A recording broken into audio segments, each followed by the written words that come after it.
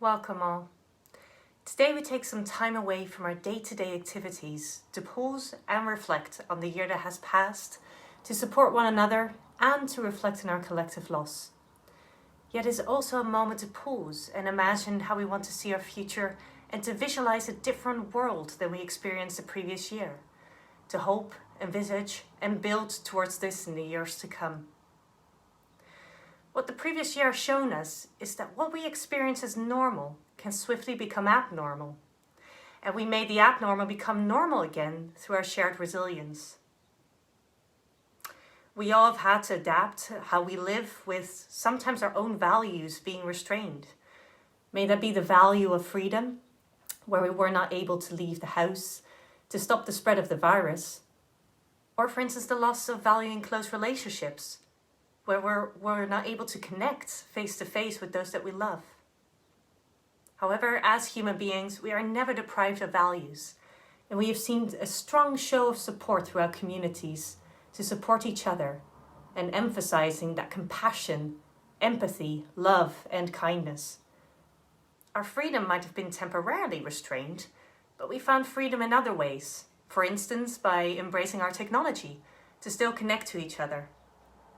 And we also found patience to await safer days to ensure that we can continue to live free, safe, and in harmony once again. And I'm personally amazed on a daily basis to see such compassion, strength, and courage from the people around me and their ability to adapt to the most challenging circumstances, even when sometimes it feels like the rug is being pulled from underneath us. Because we are capable of more than we can imagine. And we have proved this tenfold over. And it has shown us that whatever divided us in the past, that we're all in this together as a community of fellow human beings. So let's have a look to the person next to you when you're at work, and when you're at home to peek outside of your window, or even when you pass somebody in the aisle in the supermarket. These are your fellow human beings, and we're all connected. And even when we feel a bit alone at times, note that you're not alone. There are some amazing people out there who can help support you. We remember those two that have lost a loved one and those that are no longer amongst us. And it is natural that you feel sad because your loved one is no longer part of your lives. Although, in one sense, you feel that you've lost them, in many other ways your loved one is still and will always be part of your lives. It is through the memories that you shall cherish these connections and moments of happiness that you've shared together. And Julia Samuel says that best in her book, Grief Works. Death steals the future we anticipated and hoped for, but it can't take away the relationship we had. The connection is maintained through our memories, which are probably the most precious gift we will ever possess. They become part of us, our guides, and our witnesses as we carry on with our lives. And we all know that the love that we have for someone supersedes all time, and it cannot be quantified. Love is timeless, and it creates a lasting place within our thoughts, hearts, and through our memories, and that will be carried with us for an eternity. We are aware that we still have a challenging time ahead, and we have not yet reached the end of that tunnel, although the light comes through brighter with the passing of each day. And that is why today we reflect on the time past, the current situation we find ourselves in, and the future we aim and strive for together.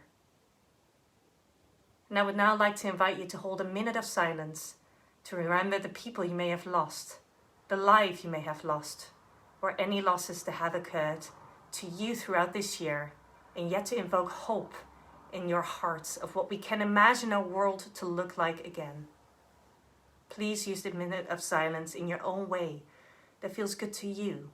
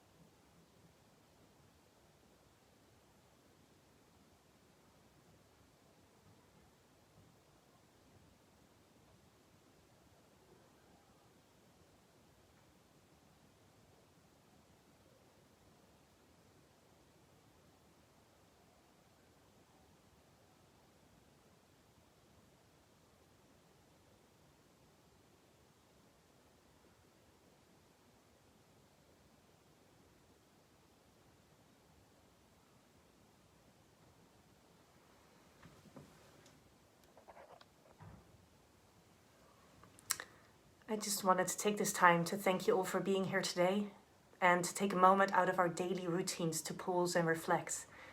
These are challenging times, and let us ensure that we keep supporting each other as we've done so brilliantly over the last several months, and to ask the question, what matters to you?